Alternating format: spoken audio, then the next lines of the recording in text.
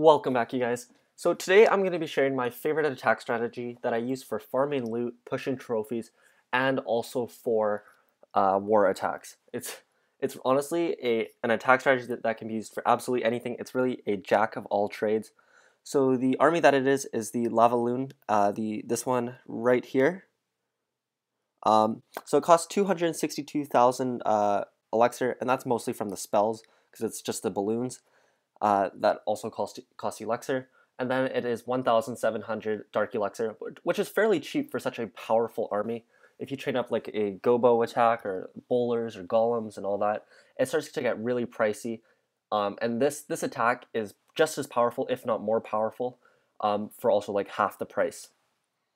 So if you want to copy the composition, it is right here, and then the spells: 2 rage, 2 freeze, and 3 haste, along with 2 lava hounds, about 26 minions, 25 balloons. You can play around with those two, and then also 3 archers. You can also throw in some wall breakers if you want to get a bit more advanced. However, I like to keep it really simple where I don't really have to think when I'm attacking.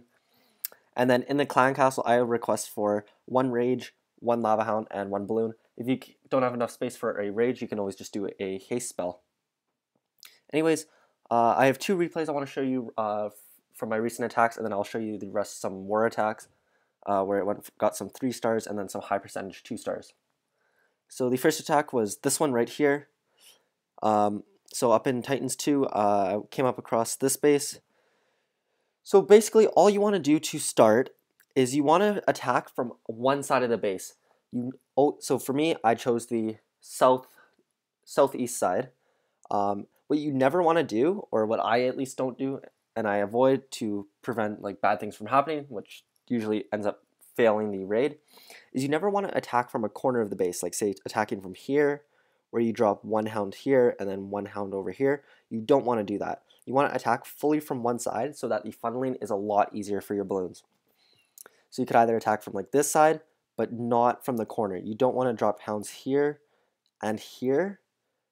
That's the one thing I suggest you strongly avoid. And then the only thing you have to look at when attacking a base is basically where the air defenses are and which way the air sweepers are facing.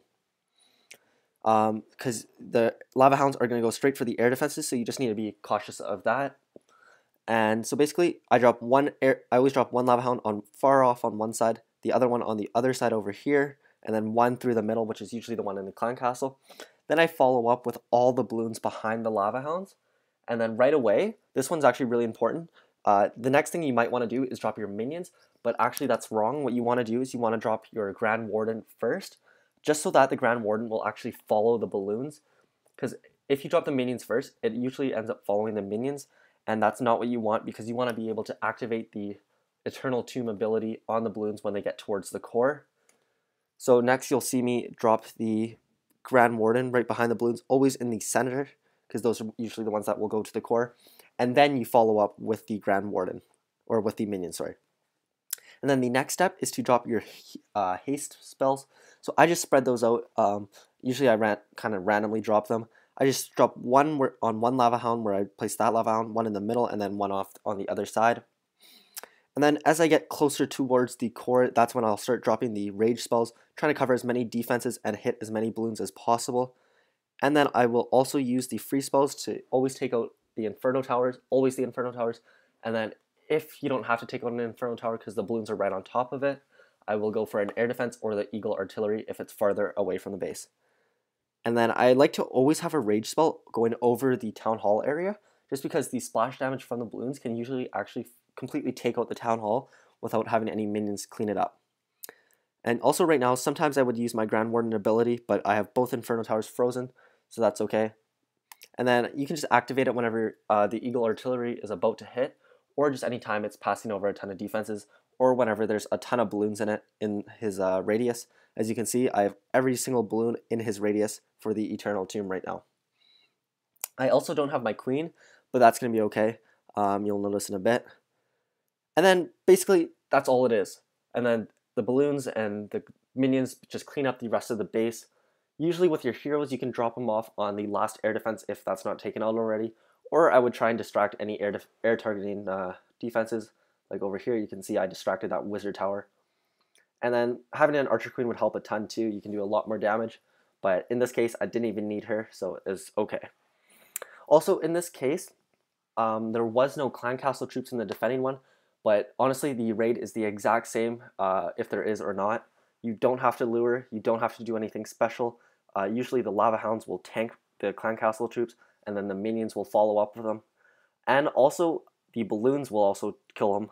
If the clan castle troops are standing on top of a defense, which is quite commonly the case actually, the clan castle troops will be killed by the balloons bomb. So here, as you can see, with quite a few balloons left over, Grand Warden and a ton of minions, this base is about to go down in a pretty easy 3-star. I also want to mention that this attack strategy is super useful, or still really good, even if your lava hounds, minions, or balloons aren't max. I would suggest only doing it if your balloons are over level 6. Minion level doesn't really matter, you could honestly have level 3 minions. And then lava hound, it's best to have it over level 2, depending on what level bases you're going against. Also, just in case you guys didn't already have it, Grand Warden should be set to air for this, for pretty obvious reasons, I think. And then the other attack is right here. So you're going to notice this one is a bit of a tougher base, a big ring donut base, pretty fully max. Thing is, there are 2 air defenses upgrading, so that'll make my life a little easier. But still, these same things apply. If those air defenses weren't upgraded, it might have been just a high percentage 2-star. But anyway, so we're going to start the same thing. So dropping 1 hound off over here on this side, 1 in the middle, and then 1 off on the far side. Then just following up with all the balloons. Usually I drop them with 2 fingers, and then the Grand Warden right on top of the balloons, followed by all the minions. So I accidentally used my Rage instead of my Haste there, but that's okay. And then I freeze the Inferno Tower and the Eagle Artillery. And then I'm going to go ahead and drop my Rage and the Haste spells once they get closer to the core. Like I mentioned, drop the Rage right in the middle of the core. That's going to cover the Town Hall as well. And then I got the other freeze on the Air Sweepers and the Inferno Tower. Also going to activate the Grand Warden's ability while it is in the core and has a ton of defenses targeting the balloons. So like I said, I always save the Warden's ability for when the Eagle Artillery thing is about to hit, or once they're getting into the core, surrounded by a ton of Inferno Towers. And I cannot stress enough how important it is to drop the Grand Warden right after you drop the balloons, and not drop the minions before the Grand Warden. Because so many times the Grand Warden will follow the minions instead, and the Grand Warden's ability will be completely wasted, and he's not giving any extra health to the minions because they're not even really being targeted. It's the balloons that really matter. So didn't even need the Barbarian King, and having an Archer Queen would have helped a ton as well. But that's going to be another 3-star raid. And then, so the fundamentals for this attack are the exact same for literally every single base you attack. You can honestly do this attack with your eyes closed, and you'll likely get at least a 1-star. And then 2 stars usually come with ease as well. And then 3 stars are quite common as well, but they take a bit more skill, and heroes generally do help. This is also an attack you don't even really need your clan castle for, but it definitely does help. And it's also, you can even do it without heroes, but it's a bit tougher sometimes. But anyways, I will let you guys watch the other replays. I believe there's about 4 more. A few of them are war attacks, and you'll notice the exact same fundamentals. Always the balloons all on one side of the base, spread out, one on each corner and then 1 in the middle, followed up by the balloons, the Grand Warden, and then the minions.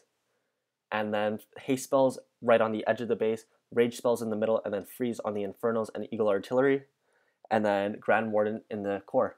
It's honestly a lot simpler than it sounds, and it's really a really easy attack strategy to get the hang of. So anyways, I'll let you guys watch the rest of the replays. I hope you enjoyed. If you did, leave a big thumbs up and check back for more attack strategies. If you guys really like this, I'll try and do some more for Town Hall 11 and maybe even some other Town Halls. But anyways, that's going to be it for me. I'll talk to you guys next time. Peace.